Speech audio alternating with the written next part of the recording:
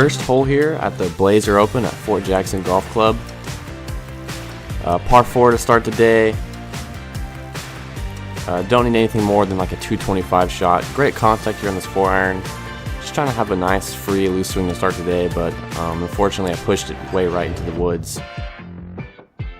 And then here, really the most important part of this shot is analyzing the lie. It was sitting down pretty bad, and honestly I could have been a little more aggressive with this, but then here also I'm just trying to get something over this log without destroying my club back out into play. So really can't be upset about hitting that kind of shot from the trees, because that's where I put myself off the tee. But I only have, I think, a gap wedge here into this green. My wedges are feeling good going into this, so I know I can stick something and try to walk away with double at the very worst. Anything on the green is good. Below the hole, probably have about like 25 feet here.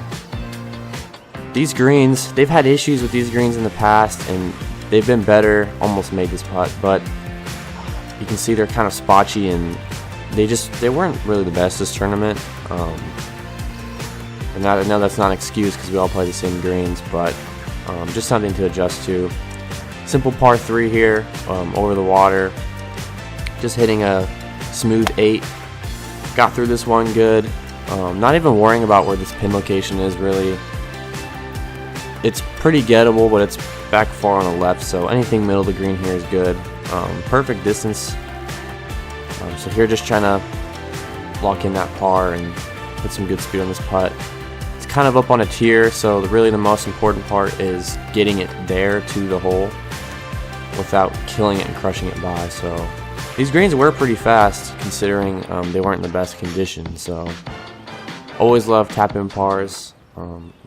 Nice little bounce back, especially after that first hole.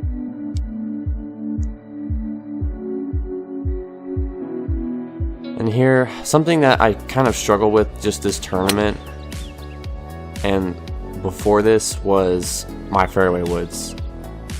Pretty much almost topped this one, but I just want to get a lot better with them, considering I love them. It's not like I can't hit them because the club doesn't fit me. I love my fairway woods and they're great.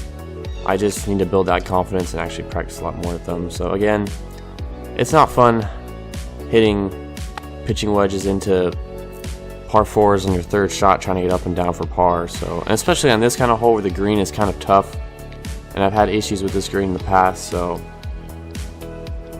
but using that experience from past tournaments to hit these shots was really helpful today. Great contact chip, pretty dang good, considering I've had troubles with these greens in the past, and this pin location is usually pretty tough. And here, just so close to making this putt. That would have been a heck of a par, or sorry, not par, double. But just not a great start going double, par, double, 4 over through 3. And it's like I hit a great drive here. These rocky starts to rounds, I mean, usually my goal is shooting around 40 on both 9s, because then if I have a good decent 9, I can at least break 80. So it's just tough because now I really have no room for error on these next holes, and this course isn't really easy. Good layup here. Just took a 6-iron because I know it'd roll pretty far down there. But put myself in a great position. Probably the best position I've ever been on this hole. I think I had another pitching wedge here, just about 140 here. This shot I think was a club choice error and just being kind of rushed. I got through it great, but I pushed it, and just that miss obviously isn't going to go as far. So really not the best shot, considering that's where I put myself on a gettable par 5. And here just used a lob wedge. Pretty dang good shot considering being short-sighted and that pin's kind of tucked. So leaving that for my par is not bad. It's not bad at all. And I read this putt pretty dang good. Hit it a little hard. I think if I had a little less speed it would have gone in. But it just stinks to make that for bogey, especially when I played the par 5 so well. And here's something again I struggled with this tournament.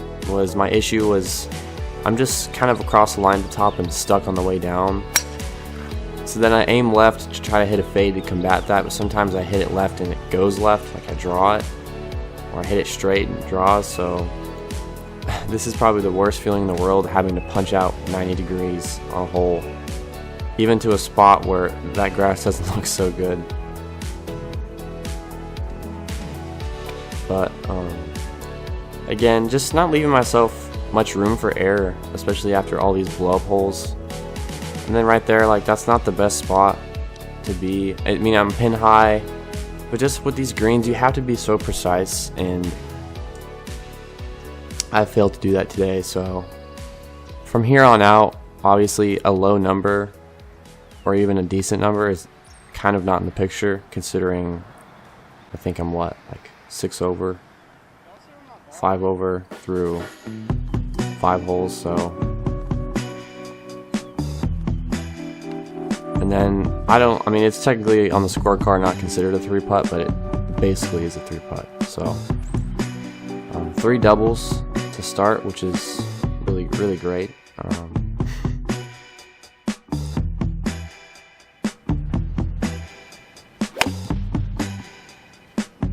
But here on this par 3, last time I played this hole, I flew the green, so making sure I have the right club and judging how far downhill it is nice. Just barely got to the front of the green, but honestly, having an uphill putt and just being in a safe spot is definitely a lot better than the other positions I've been in. And then this was a really great lag putt. This is probably my best lag putt of the day, considering I had to hit it so hard, because I'm not too confident with those kinds of putts where I have to crush it up the hill, because I feel like either my line gets messed up or whatever. But it feels nice to get a par, especially after such bad holes. Par 5 here, there's out of bounds right, which I shouldn't be thinking about this in my head, but this drive was absolutely piped. Perfect, nice little draw right down the middle. But just, it feels nice after the last time you played this hole, you made such a bad number, to be in such a good spot and be able to go for it in 2. And then another confident swing, especially with the water on the left. Just being able to get through this 4-iron and make really great contact is just really great feeling, especially having a pretty straightforward chip.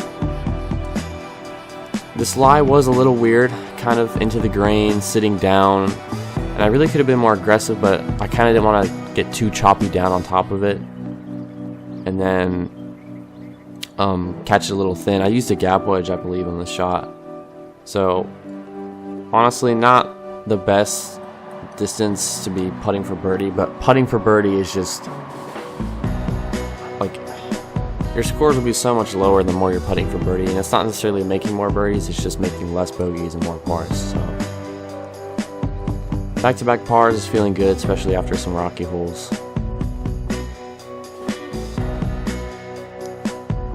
And then this hole is a drivable par 4, so especially after that last drive, I'm feeling confident to get something up around the green. Obviously, I know I'm not going to drive the green, but the way this hole's angled, it is pretty gettable. I think it's only like 270, 260 to like that bunker on the left, if you can see it by the green.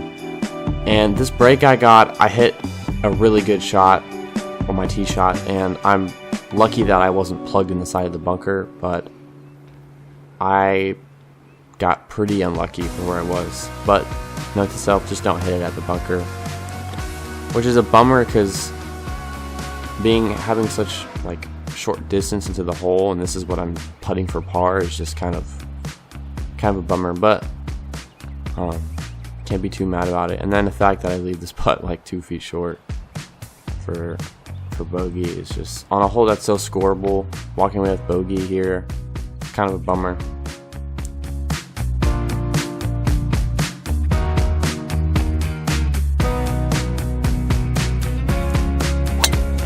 Just trying to take driver right up. I usually take driver right up those bunkers in the fairway. Got through it really good, struck it well. Thought I was in the bunkers, but I've been in the same spot for the past 2 years, so. Here the ball was really far above my feet, and it was really like a gap wedge distance. But I hit pitching wedge because I thought, oh, I need to get through this, and I flew the green. which is very rare of me to do. But I've been doing it more lately, I've noticed, which that's just weird for me. And then I thought I hit this chip great. I thought I landed exactly where I wanted to. But then again, these greens, you can see they're just so spotchy and kind of inconsistent. But obviously everyone's playing these greens, so if someone can figure it out, then they can't be too bad. That's at least what I tell myself. But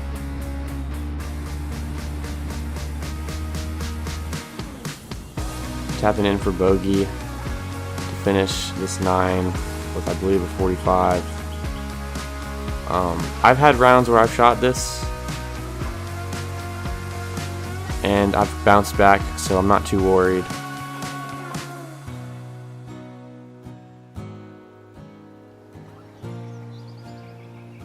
It's just one of those days where stuff isn't going right and you kind of just have to play, and it sucks because you're playing through the round, and especially after this kind of drive, on your bounce back 9, hitting one in the water off the tee, kind of just hooking it straight in. That's not the funnest feeling in the world. And then hitting it in the bunker from here, just this isn't me. This isn't how I should be playing. This doesn't reflect the kind of player I am. Great bunker shot here, by the way.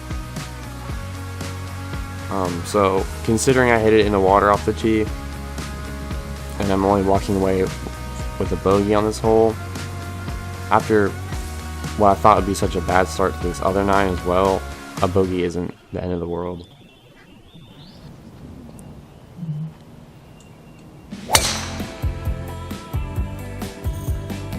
Great drive on this hole. It's pretty tight up there. I mean, you can get away with not hitting driver and be fine, because it's not really gettable anyways, because it's usually into the wind. But I've had a good history with this hole. I got there in 2. Not a great spot to be in the bunker, and I kind of just chunk shank it, whatever you want to call that. It's just so frustrating, especially after playing so bad and then having a hole where you think you can come back and get a good score, and this is what I'm chipping for par. It's just so frustrating. It's like, I mean, this is a great chip, but the fact that I'm in this position is just kind of sad. So bogeys on par 5s don't feel the best, but it is what it is. I'm only 2 over. Like I said earlier, there's rounds where I've come back and been fine. And then another short hole here. There's really, I know kids on my team hit driver here. There's kind of no point. Here's that kind of push draw shot I've been struggling with. I mean, here's the thing. This is really what I'm working on. I can play with this ball flight. I can play that draw where it kind of starts right and slings back. And I played great rounds with it.